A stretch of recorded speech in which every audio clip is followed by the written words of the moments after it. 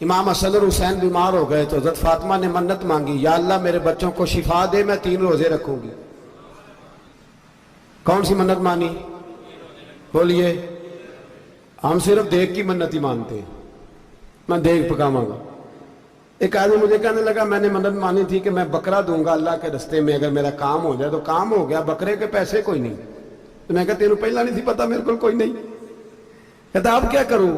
میں کہا اب تو دینی پڑے گی، اور اس میں بھی تحقیق باقی ہے، لیکن بات یہ ہے بھائی کہ منت یہ کیوں نہیں مانی کہ یا اللہ میرا کام ہو جائے، میں 100 نفل پڑھوں گا۔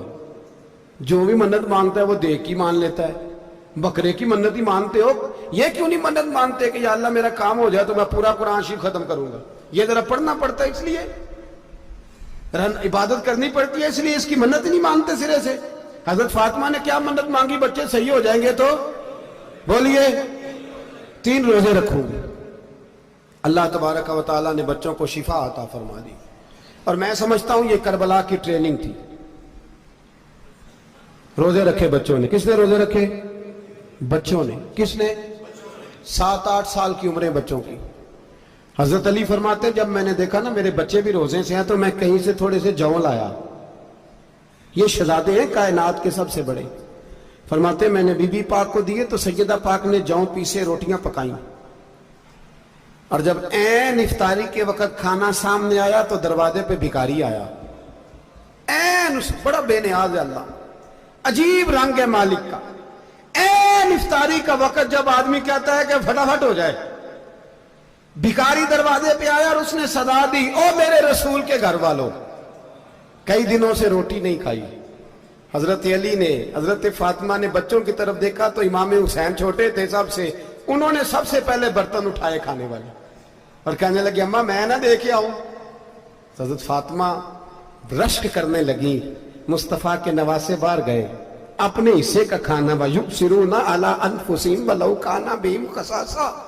اللہ فرماتے انہیں بڑی اشد ضرورت بھی ہو پھر بھی وہ دوسروں پہ اثار کر دیتے۔ وہ کھانا باہر امام حسین دے آئے، پانی سے روزہ کھولا، کھجورے کھائی، لیٹ گئے، سویرے کھجورے کھائی، روزہ رکھ لیا۔ شام ہوئی تو حضرت علی فرماتے ہیں میں پھر اگلے دن کے روزے کے لیے جون لایا، فاطمہ نے پیچھے روٹیاں پکائیں۔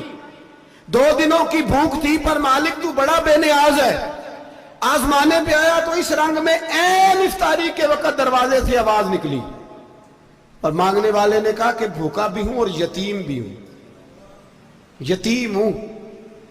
حضرت فاطمہ کہنے لگی بیٹا دیر نہ کرنا، یتیم کا پیٹ بھرنے میں دیر نہیں ہونی چاہیے۔ کھانا باہر چلا گیا، پانی سے روزہ، کھجورے، شہزادے ہیں شہزادے، یہ 2 جہاں کے شاہ ہیں، پاس کچھ رکھتے نہیں، 2 جہاں کی نعمتیں ہیں ان کے خالی ہاتھ میں۔ کھجور پانی سے افطاری بھی، سحری بھی، سویرے پھر اٹھے، روزہ رکھا، تیسرا دن ہے، تیسرا۔ ذرا دل پہ ہاتھ رکھنا، بچہ ایک رات بھوکا ہو تو اماں سوتی نہیں، اور میں کہا کرتا ہوں اماں فالج والی ہو نا، فالج والی ماں، فالج زدہ، تو آدھی رات کو اس کا بیٹا جوان کہے تھوڑی بھوک لگی ہوئی تھی، تو اماں کو رینگنا بھی پڑے تو وہ رینگ کے بھی جاتی ہے، روٹی پکاتی ہے، کہتے ہیں میرا لال بھوکا نہ سو جائے۔ اور مصطفیٰ کی بیٹی سے زیادہ بچوں سے کون پیار کر سکتا ہے؟ اور 3 دن کے بھوکے بچے، تیسرا دن آیا، بڑے حوصلے سے بی بی کہہ دیتی ہے چھوڑو ان کا تو کام ہے، یہ تو آتے رہتے ہیں، میرے بچے بھوکے، تم پہلے روٹی کھاؤ۔ لیکن میرے بھائی کربلا ایسے نہیں سجتی۔ یہ جو برگر کھا کے ناراض ہونے والے بچے ہوتے ہیں یہ میدانوں میں نہیں نکل پاتے، ان کے لیے مشکل ہوتا ہے۔ حضرت فاطمہ نے، حضرت علی نے ڈیوٹی کی، ڈیوٹی اپنے بچوں کو تیار کیا کربلا کے لیے۔ تیسرے دن جب رکھا صاحب نے کھانا تو باہر سے بولنے والا بولا کہا میں مسکین ہوں، لاچار ہوں، گھر بھی کوئی نہیں، کھانا بھی کوئی نہیں۔ امام حسین پھر اٹھے، تیسرے دن کا بھی کھانا دے دیا۔ حضرت علی فرماتے ہیں میں بچے پکڑ کے مسجد لے کے گیا، کہیں بھوک سے میرے لال گر نہ جائیں۔ کہتے ہیں ہامتے کامتے تینوں شہزادے مسجد میں داخل جو ہوئے تو بس ہماری قیمت پڑ گئی، مول پڑ گیا ہمارا۔ کہتے ہیں مسجد میں قدم رکھا تو ایسے لگا جیسے نبی پاک ہمارا انتظار کر رہے ہیں۔ فرماتے ہیں تیسرے دن کی مغرب پڑھنے گئے تو حضور نے تینوں باپ بیٹوں کو چہرے دیکھے، فرمایا علی یہ جبریل کھڑے ہیں اور فرما رہے ہیں تیرے 3 دن کا عمل خدا کو بھی بڑا پسند آیا ہے، محمد مصطفیٰ کو بھی بڑا پسند آیا ہے، بڑا पसंद आया है 3 दिन का अमल। मेरे भाई ट्रेनिंग कराई, ट्रेनिंग। हमारे यहां तो हाल बड़ा सख्त है। और दीन का मामला, चोरी आते हैं बच्चे घरों से चोरी नमाजें पढ़ने, दाढ़ी रख ले तो सबसे पहले मसला अम्मा को बनता है। सबसे पहला उन्होंने ट्रेनिंग की, दीन के लिए तैयार किया, हिम्मतें बधाई। और रसूल पाक अलैहिस्सलाम ने खुद अपनी बेटी की तरबियत फरमाई, शहजादी की। किसकी? दुनिया में सबसे बड़ी शहजादी कौन है? आप नाम लेंगे तो दिल ठंडा होगा इंशाअल्लाह। मेरा अकीदा है हजरत फातिमा का नाम ले तो अल्लाह दिल को सुकून देता है। सबसे बड़ी शहजादी सैयदा, बोलिए सैयदा फातिमा ज़हरा रदी अल्लाह ताला अन्हा। हजरत अली फरमाते हैं हुजूर बड़ा प्यार करते थे हजरत फातिमा से। जब सफर पे जाते तो सबसे आखिर में हजरत फातिमा से मिलते, वापस आते तो सबसे पहले हजरत फातिमा से मिलते। फरमाते एक जिहाद के लिए हुजूर चले गए और मुझे नायब बना के छोड़ गए। मेरे पास माले गनीमत के थोड़े से पैसे थे, थोड़ी सी रकम थी, तो मैंने सोचा कि मैंने फातिमा को कभी तोहफा नहीं दिया तो एक जंजीर ना सोने की खरीद के दूं। कहते एक चेन सोने की जंजीर खरीद के मैंने हजरत फातिमा को तोहफा दी तो सैयदा ने पहन ली। कुछ दिनों के बाद खबर आई कि हुजूर कल पहुंच रहे हैं वापस।